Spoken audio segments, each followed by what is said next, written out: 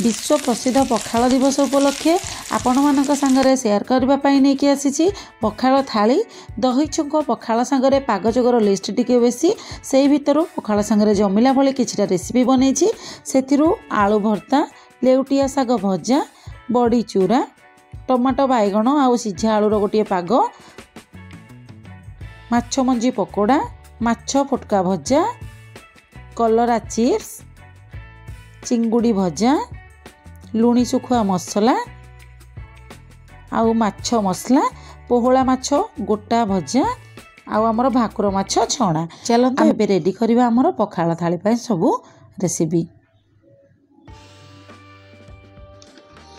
मु प्रथमरु गरम भात रांधिकी ठंडा करके रखी देखो ताकू एथरे अल्प टिके दही दे स्वाद अनुसार लुण देदेली।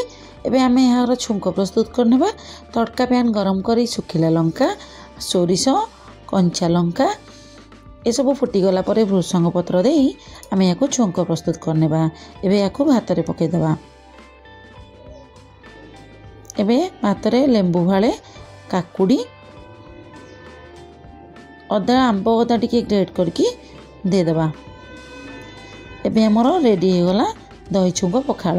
एबे आमे कंचा आलू भर्ता बनेबा। मु एतरे सिझा आलू 4टा नेछि, कटा पियाज, कंचा लंका को टिके काटी नेछि, धनिया पत्र किछि, स्वाद अनुसार लुण आउ अल्प सोरिष तेल दे याकू भल भाव रे आमे चकटी नेबा। देखंतु एबे रेडी हो गला कंचा आलू भर्ता। एबे आमे बड़ी चूरा बनेबा। बड़ी चूरा पई मोटी बड़ी को छाणी नेछि। एबे आमे बड़ी को ठंडा करनेबा। एथरे किछि रसुण, कंचा लंका, स्वाद अनुसार लुण दे ताकू छेची देबा।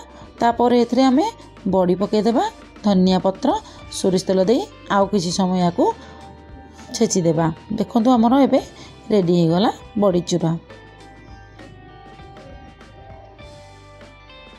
एबे आमे गोटा पोहला माछ बाछिबा। ताको प्रथमे सफा करी धोई रखिथिली। स्वाद अनुसार लुण हळदी दे लंका गुंड दे गोळे नेबा। तेल गरम करी ताको आमे छाणी नेबा। माछ भजा गोटे साइड हेला परे आमे ताको उलटाई नेबा। दुई साइड जाको भल भाव रे हे गला परे आमे ताको गोटे प्लेट को काढी नेबा। एबे हमरो गोटा पोहला माछ भजा रेडी हो गला। एबे आमे टिके कलरा चिप्स बने नेबा। प्रथमे कलरा को मु मैरिनेट करके रखिथिली। एबे आमे ताकू चिप्स बने नेबा।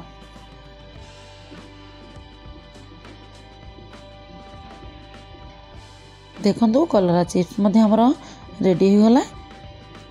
एबे आमे चिंगुड़ी को भल भाव मु धोईकी रखिथिली। आमे एबे चिंगुड़ी भजा बनेबा। सेतिरे स्वाद अनुसार लुण, हळदी, लंका गुंड दे भल भाव गोळे नै आमे तावा गरम करी तेल दे देबा। तेल गरम होला परे चिंगुड़ी को भाजी नेबा। चिंगुड़ी दुई साइड भल भाव होई गला परे आमे याको गोटे प्लेट को काढी नेबा।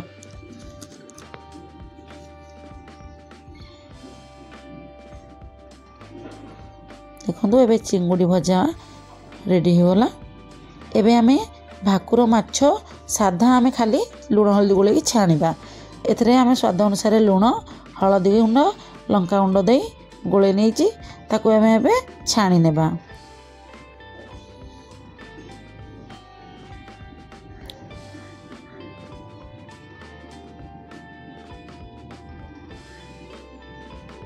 एबे हमर माछ दी साइड जाको हेला परे आमे एको गोटे प्लेट को काढी नेबा। एबे आमे माछ मसला सोरिष मसला दे माछ भजा करिबा। देखंतु माछ रे आमे किछि सोरिष मसला दे देबा। लंका गुंड, हळदी गुंड, स्वाद अनुसार लुण, गरम मसला आउ लेंबूर रस टिके दे ता गोळे मु 30 मिनिट पर्यंत रखी नेइथिली। तापरे 30 मिनिट परे आमे तावा रे तेल दे तेल गरम होला परे माछ पके देथिले।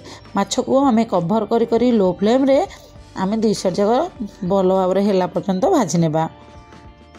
देखंतु एबे हमर माछ मसला मध्ये रेडी हो गला। एबे आमे लेउटिया साग भजा प्रस्तुत करबा।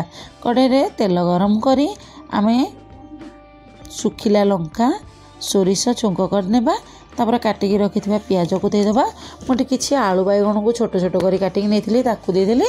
आलू बैगण भाजी हो गला परे आम ए काटिकी रखिथिबा साग को पकेदेबा। स्वाद अनुसार लुण पकेदेबा। 4 ରୁ 5 कोला रसुण छेचिकी देदेबा।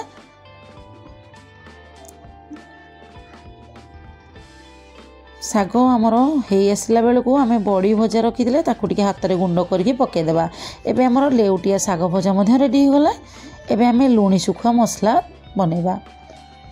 सुखुआ को भल भाव में सफा करी आम ए लुण हलदी सोरिष बटा दे लंका गुंड दे ताको भल भाव में गोलई नेबा एवं गैस को लो फ्लेम रे रखी सुखुआ को आम भाजी नेबा।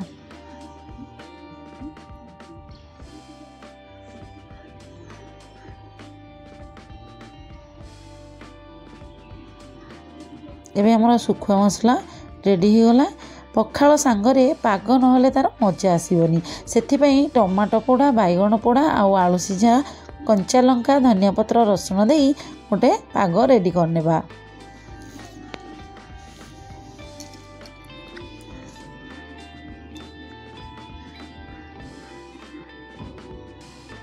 देखो एबे पाग भी हमर रेडी हो गला।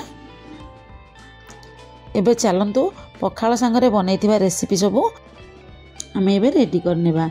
एबे पखाल सांगरे बनैथिबा सबू रेसिपी आपण मानकु शेयर करिछि। एथिरे किछिटा वीडियो स्किप कर जाइछि। वीडियो लॉन्ग हो जो बोली मु शेयर करिनी। आपण माने भूल थिले क्षमा करिवे। मार्च 20 विश्व प्रसिद्ध पखाल दिवस। आपण माने निज मन पसंदर पखाल बनांतु आ पखाल सांगरे जमिला भलिया किछि रेसिपी बनांतु। निजे खांतु घर लोक को खुआंतु आ केमिति लागिला मो सांगरे शेयर करंतु। आज पई रहूची पुणी आसीबी किछि नुआ रेसिपी नेकी।